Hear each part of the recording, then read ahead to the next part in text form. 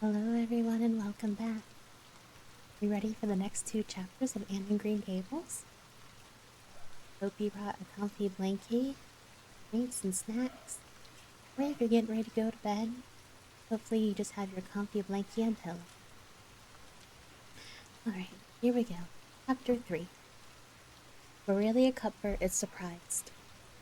Morelia came briskly forward as Matthew opened the door, but when her eyes fell off the odd little figure in her stiff, ugly dress, with the long braids of red hair and the eager, luminous eyes, she stopped short in amazement.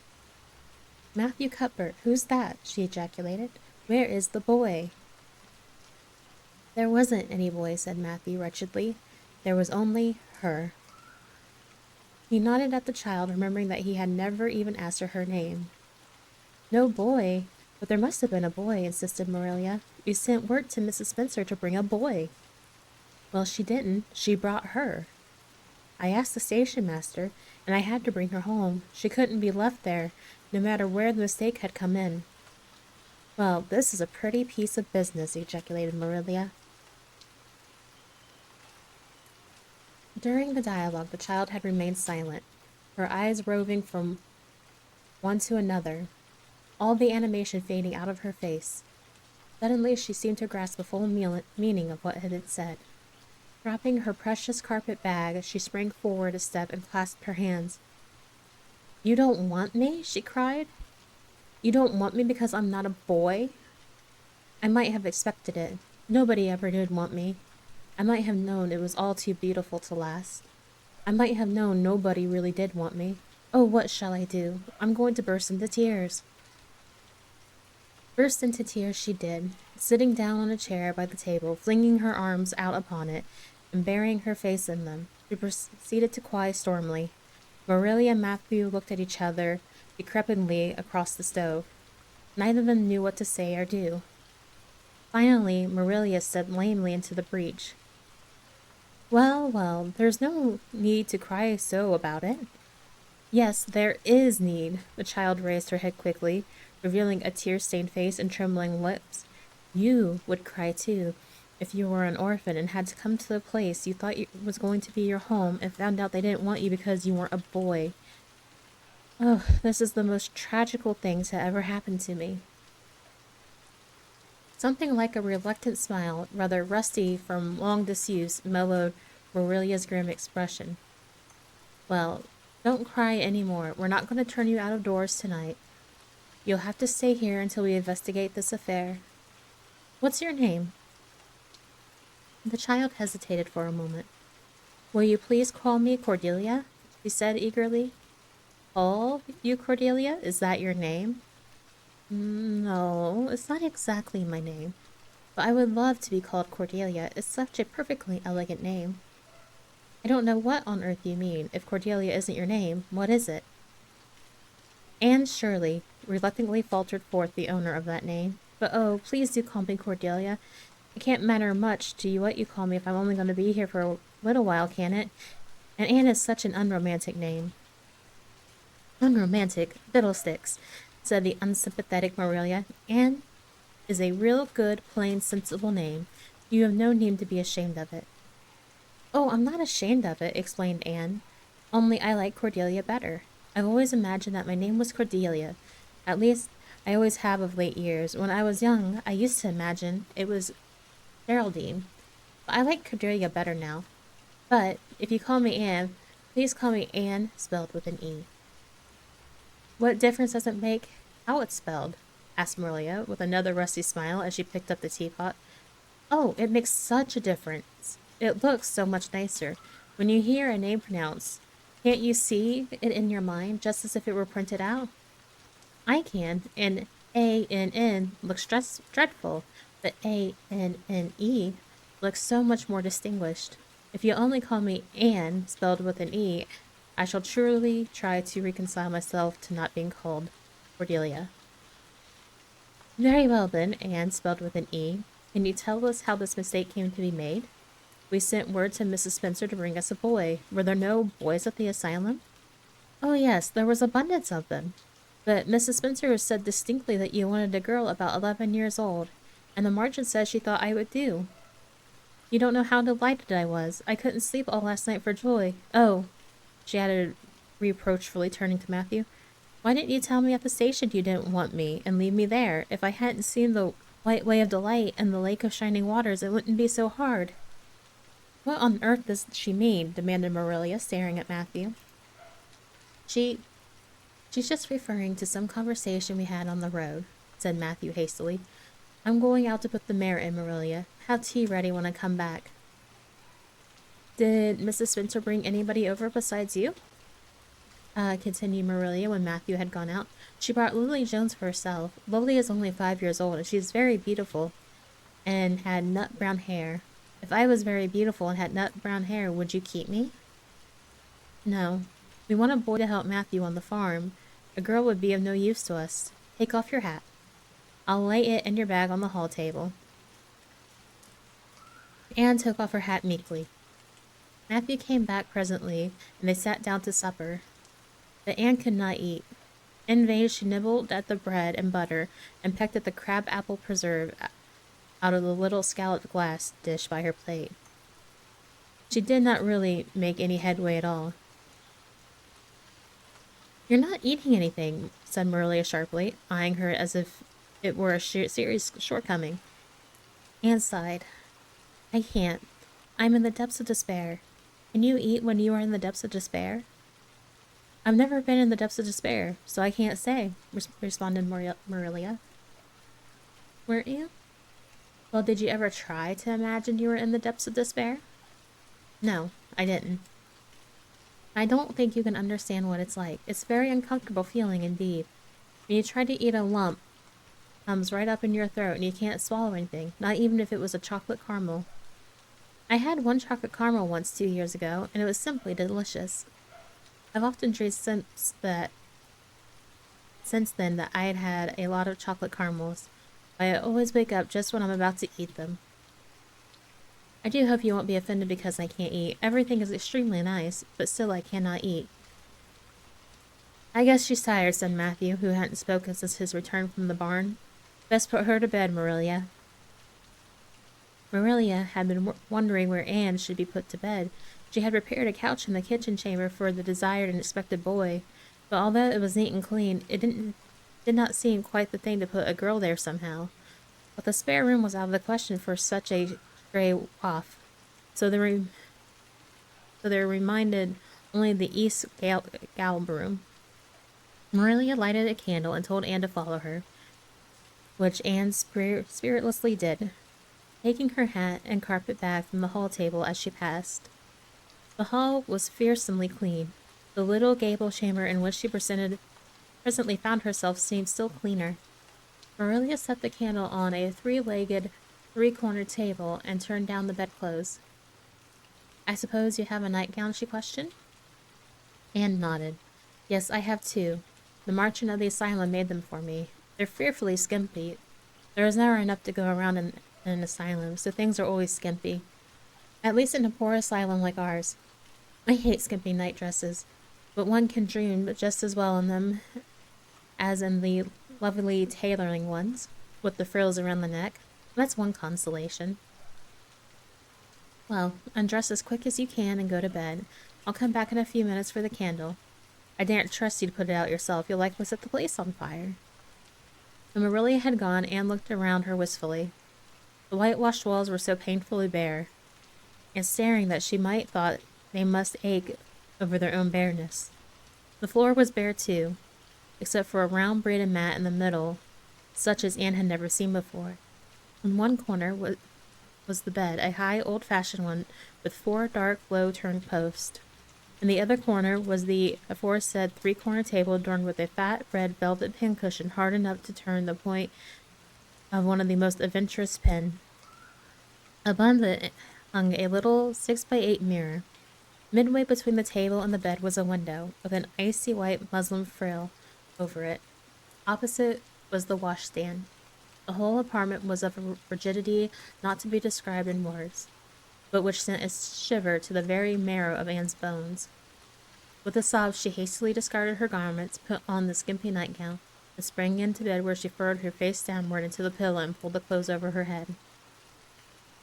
When Marilia came up for the light, various skimpy articles of remnant scattered most entirely over the floor, and a certain tempestuous appearance of the bed were the only indications of any presence save her own.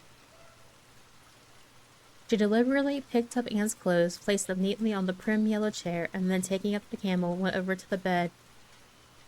"Good night," she said, a little awkwardly but not unkindly. Anne's white face and big eyes appeared over the bedclothes with a startling suddenness. "How can you call it a good night when you know it must be the very worst night I've ever had?" she said reproachfully. Then she dived down into visibility again.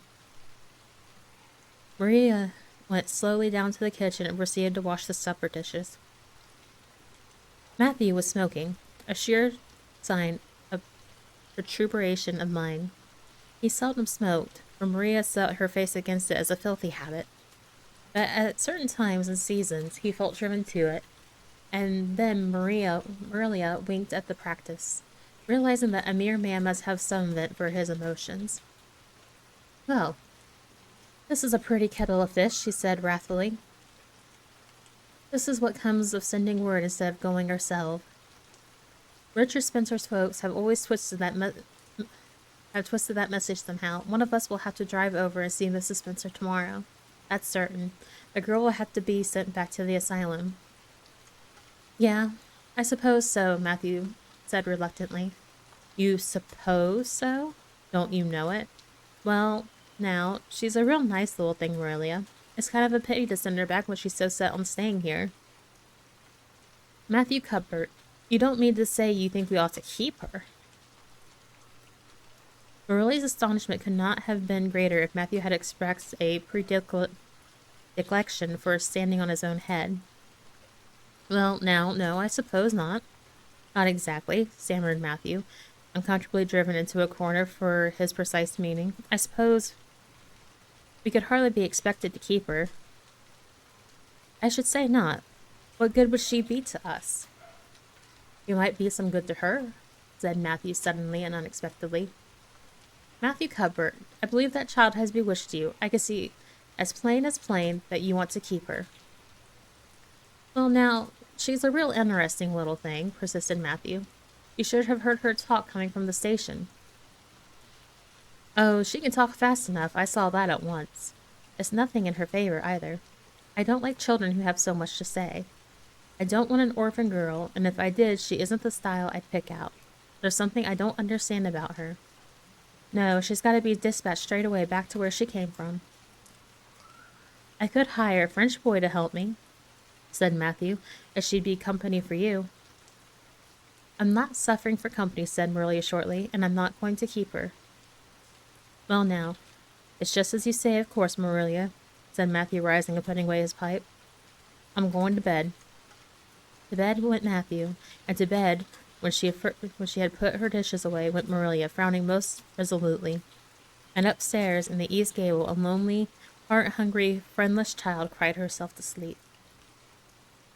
Chapter 4. Morning at Green Gables.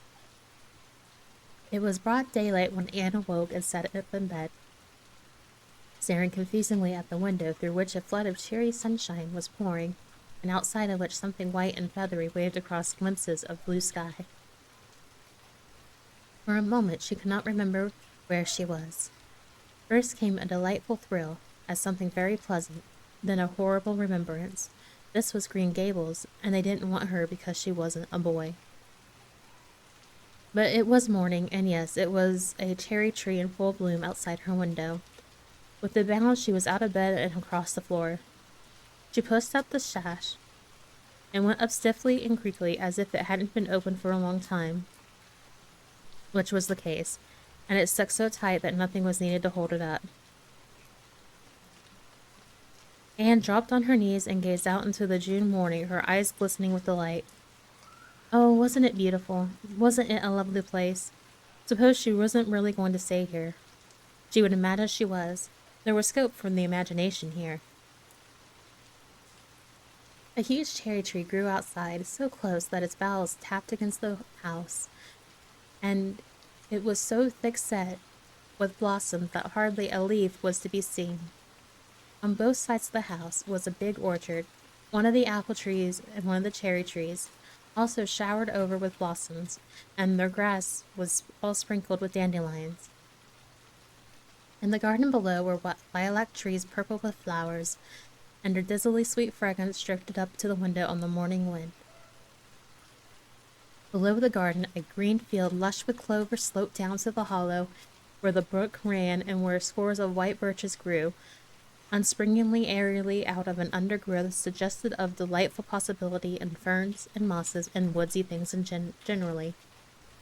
Beyond it was a hill, green and feathery, with spruce and fir. There was a gap in it where the gray gable end of the little house she had seen from the other side of the lake of shining waters was visible. Off to the left were the big barns, and beyond them, away down over green, low-sloping fields, was a sparkling blue glimpse of sea. Anne's beauty-loving eyes lingered on it all, taking everything greedily in. She had looked on so many unlovely places in her life, poor child, but this was as lovely as anything she had ever dreamed. She knelt there, lost to everything but the loveliness around her, until she was startled by a hand on her shoulder. Aurelia had come in unheard by the small dreamer. "It's time you were dressed," she said curtly. Aurelia didn't know how to talk to the child, and her uncomfortable ignorance made her crisp and curt, which she did not mean to be. Anne stood up and drew out a long breath. "Oh, isn't it wonderful," she said, waving her hand comprehensively at the good world outside. "It's a big tree," said Aurelia, "and it blooms great, but the fruit don't amount to much never, small and wormy." "Oh, I don't mean just the tree, of course, it's lovely. Yes, it's radiantly lovely. It blooms as if it meant it. But I mean everything, the garden, the orchard, and the brook and the woods, the whole big dear world. Don't you feel as if you just love the world on a morning like this? And I can hear the brook laughing all the way up here. Have you ever noticed what cheerful things brooks are? They're always laughing. Even in the wintertime, I've heard them under the ice. I'm so glad there's a brook near Green Gables. Perhaps you think it doesn't make any difference to me when you're not going to keep me, but it does. I shall always like to remember that there is a brook at Green Gables, even if I never see it again. If there wasn't a brook, I'd be haunted by the uncomfortable feeling that there ought to be. I'm not in the depths of despair this morning. I can never be in the morning. Isn't it a splendid thing that there are mornings? But I feel very sad. I've just been imagining that it was really me you wanted after all, and that I was to stay here forever and ever. It was a great comfort while it lasted. But the worst of imagining things is that the time comes when you have to stop, and that hurts. You better get dressed and come downstairs, and never mind your imaginings, said Marilia as soon as she could get a word in edgewise. Practice is waiting. Wash your face and comb your hair. Leave the window up and turn your bedclothes back over the foot of the bed. Be as smart as you can. Anne could evidently be smart to some purpose, for she was downstairs in 10 minutes' time with her clothes neatly on, her hair brushed and braided, her face washed, and a comfortable consciousness pervading her soul that she had fulfilled all of Marilia's requirements. As a matter of fact, she had forgotten to turn back the bedclothes. "I'm pretty hungry this morning," she announced, as she slipped into the chair Marilia had placed for her. "The world doesn't seem such a howling wilderness as it did last night. I'm so glad it's a shiny morning. I like rainy mornings real well, too. All sorts of mornings are interesting, don't you think? You don't know what's going to happen through the day, and there's so much scope for the imagination. But I'm glad it's not a rainy today, because it's easier to be cheerful and bear up the affliction up on a sunshiny day. I feel that I have a good deal to bear up under. It's all very well to read about sorrows and imagine yourself living through them heroically, but it's not so nice when you really come to have them, is it?" "For pity's sake, hold your tongue," said Marilia. "You talk entirely too much for a little girl." Thereupon, Anne held her tongue so obediently and thoroughly that her continued silence made Marilia rather nervous, as if in the presence of something not exactly natural.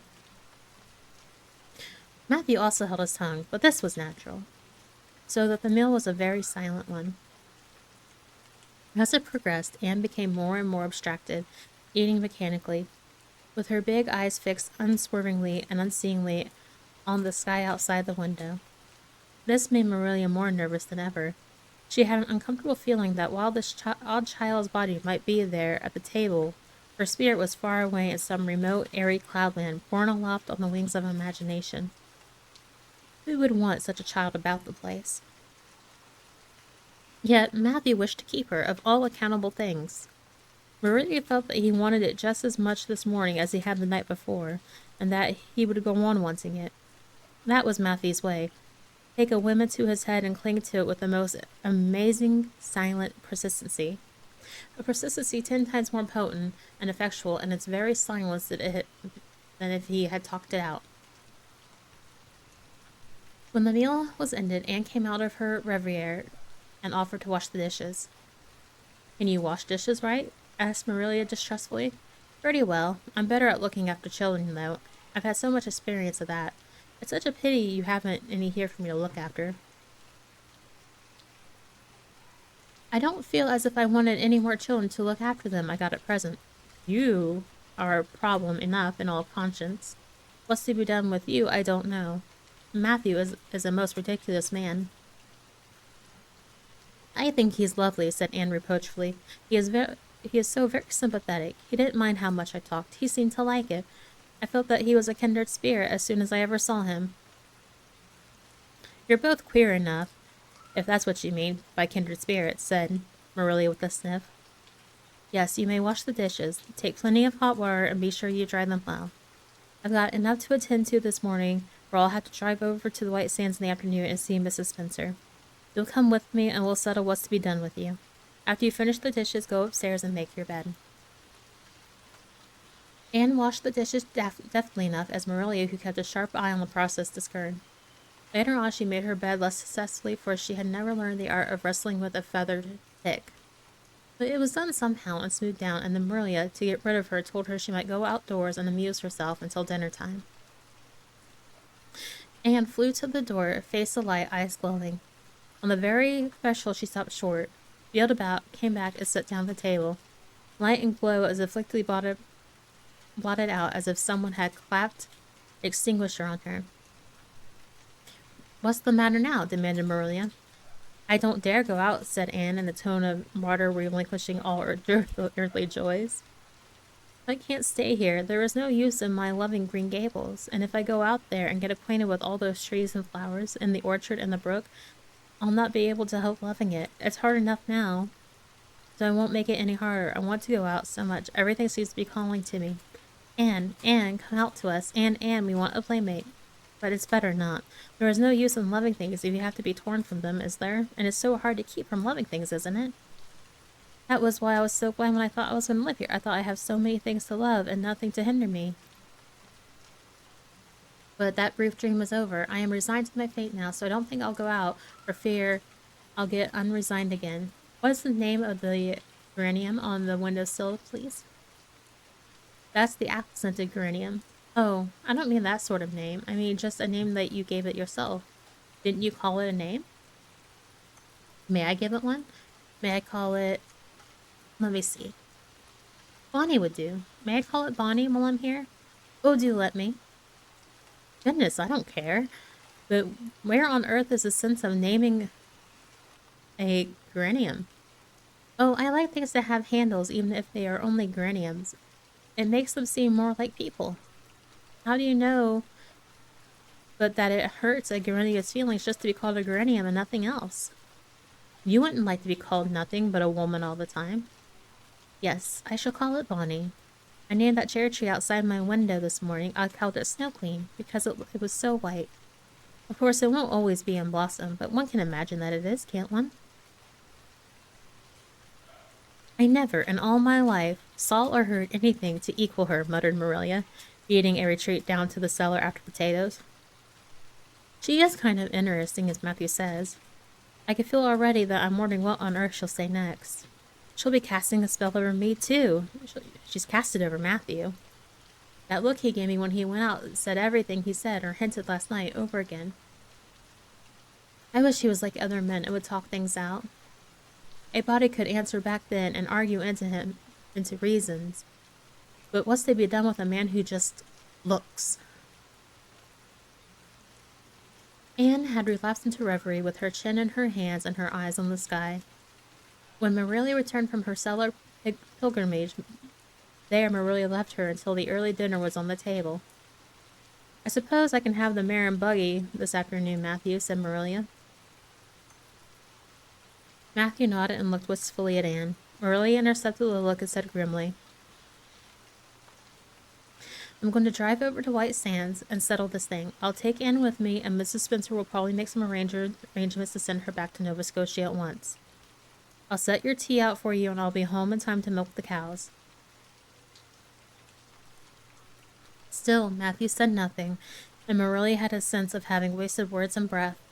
There is nothing more aggravating than a man who won't talk back, unless it's a woman who won't. Matthew hitched the sorrel into the buggy in due time, and Marilla and Anne set off. Matthew opened the yard gate for them, and as they drove slowly through, he said, to nobody in particular as it seemed, "Little Jerry Bout from the creek was here this morning, and I told him I guess I'd hire him for the summer." Marilla made no reply, but she hit the unlucky sorrel with a vicious clip, with a whip that the fat mare, unused to such treatment, whizzed indignantly down the lane at an alarming place. Marilla looked back once as the buggies bounced along and saw that aggravating Matthew leaning over the gate, looking wistfully after them. Well, there we go. 2 chapters of Anne the Green Gables. Next, we'll read more about Anne's history. As for another time. Now, make sure you get plenty of water, good food, healthy food, and lots of good rest. See you all again next time. Night.